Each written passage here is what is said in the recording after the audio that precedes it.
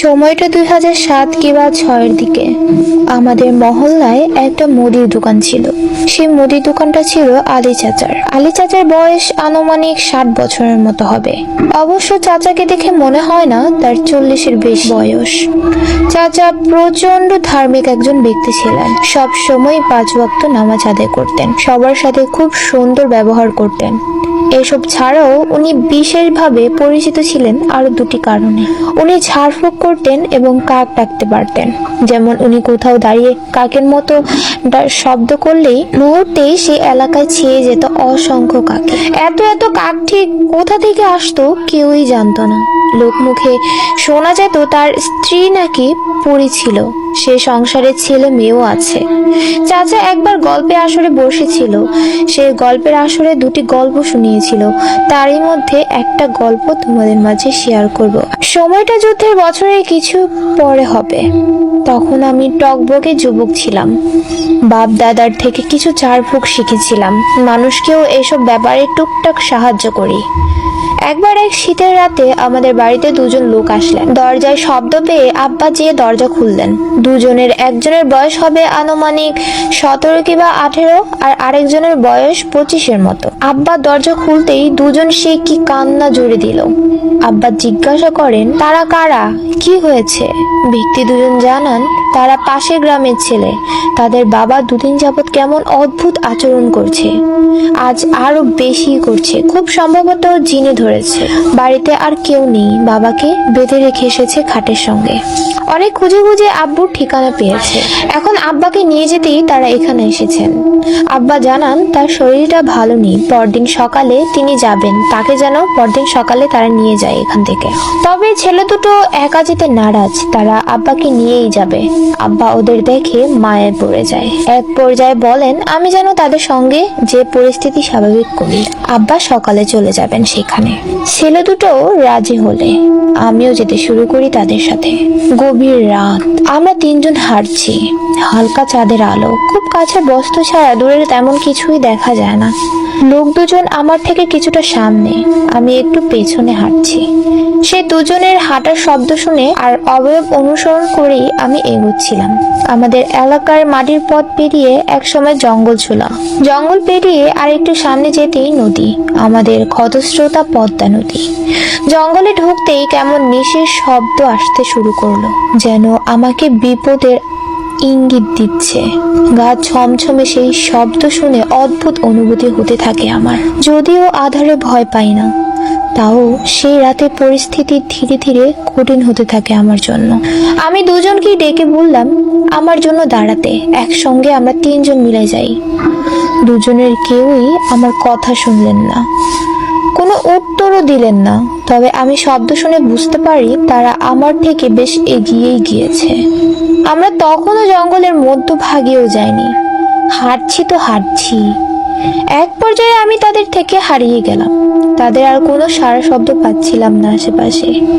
আমি ডাক দিই, তাদের চিৎকার করে ডাকি, না, তাদের আর কোনো পাত্তাই নেই। আমি যেন এই মধ্যরাতে সেই ভয়ঙ্কর জঙ্গলের দিশেহারা হয়ে গেলাম। চারদিক থেকে ভেসে আসছে অদ্ভুত কত শব্দ, ঝিঝি পোকার শব্দ, শিয়াল সহ আরো অনেক অজানা প্রাণীর শব্দ।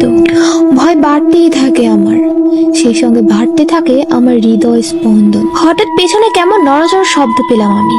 ঠিক ঘাড়ের পেছনে পেলাম এক কঠিন হালকা গরম শ্বাসের অনুভব। আমার আত্মা শুকিয়ে যাচ্ছিল। আমি দৌড়াতেই থাকি। চাঁদের আলো এই জঙ্গলে আরো কম দেখা যায়, তেমন কিছু একটা দেখা যায় না বললেই চলে। দৌড়াতে দৌড়াতে আমি একটা কিছুর সঙ্গে প্রচন্ড জোরে ধাক্কা খেয়ে পড়ে যাই। উঠতে চেষ্টা করলে বুঝতে পারি আমি পায়ে ভীষণ পরিমাণে ব্যথা পেয়েছি। দৌড়ে যাওয়া যাবে না এভাবে। আমি মনে মনে ভাবতে থাকি কি হচ্ছে কি আমার সাথে। এই নিশিরাতে অঘটন কিছু হলে আমাকে কে দেখবে? আশেপাশে তেমন বাড়ি ঘরও নেই, আশেপাশে কোনো মানুষও নেই।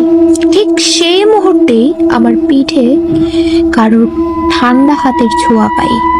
কি শীতল সেই অনুভূতি, ভাবলেই আমার শির দ্বারা দিয়ে এখনো সত্য প্রবাহ বয়ে যায়।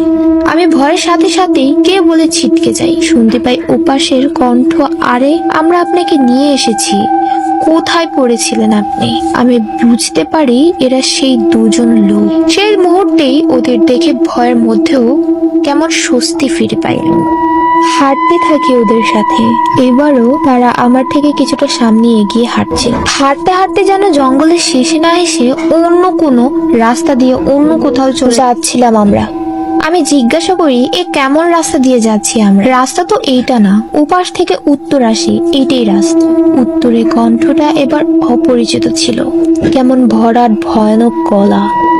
আমি আরো স্পষ্টভাবে দেখতে চেষ্টা করলে দেখি ওরা আর দুজন নেই, হয়ে গেছে একজন। একটা শরীরের দুটো আলাদা মাথা। অন্ধকারেও যেন তাদের শরীর জ্বলজ্বল করছিল। বিশেষভাবে জ্বলজ্বল করছিল লোকটার গলায় থাকা সাদা কিছু একটা। ওদের ওই অবস্থায় দেখে আমার শরীরের লোম দাঁড়িয়ে যাচ্ছিল। কি হচ্ছে কি এসব? এরা কারা? আমাকে নিয়ে কোথায় যাচ্ছে? আমি আর কিছু না ভেবে উল্টো পথে দৌড় দেওয়া শুরু করি। দৌড়ানোর সময় সূরা পড়তে থাকে, আমার হৃদয় স্পন্দনের গতি আরো বাড়তে থাকে। দৌড়াতে দৌড়াতে আমি আবারও পড়ে যাই গর্তের মতো কোথাও একটায়। এবার পড়ে যেয়ে আর আমি জেগে থাকতে পারি না, জ্ঞান হারিয়ে ফেলি। আমার জ্ঞান ফেরে নদীর তীরে। সময়টা তখন দুপুর। আব্বা সামনে, সাথে আমার চাচাতো ভাইয়েরা। তারা জিজ্ঞাসা করে কি হয়েছিল আমার সাথে, আমি পড়েছিলাম কেন, রাতে ওদের গ্রামে গিয়েছিলাম কিনা। আমি আর কিছু বলতে পারি না। তৎক্ষণাৎ বাড়িতে নিয়ে যাওয়া হয় আমাকে। বাড়িতে নেওয়ার পর কিছুটা সুস্থ হলে আমি খেয়াল করি আমার সারা শরীর জুড়ে কেমন লম্বাটে আঁচড় আর ছোপ ছোপ দাগ রয়েছে, রক্তের মতো। জায়গাগুলোতে অসম্ভব ব্যথা। আমি নিশ্চিত ছিলাম এটা কোনো অসুখ নয়, এটা সেই রাতের ঘটনা থেকেই উপদ্রব। পরিবারকেও জানাই আমার সাথে কি কি ঘটেছিল। আমাকে দাদা তাবিজ দেন, আব্বা শুধু বলেন বেঁচে গিয়েছিস এবারের মতো। তবে রহস্যটা একটাই থেকে যায়, আমি গর্তে পড়ে গেলে তাহলে নদীর তীরে কিভাবে গেলাম? আলী চাচার থেকে শোনা অন্যান্য ঘটনাও আমি সময় পেলে আপনাদের মাঝে শেয়ার করব। আজকে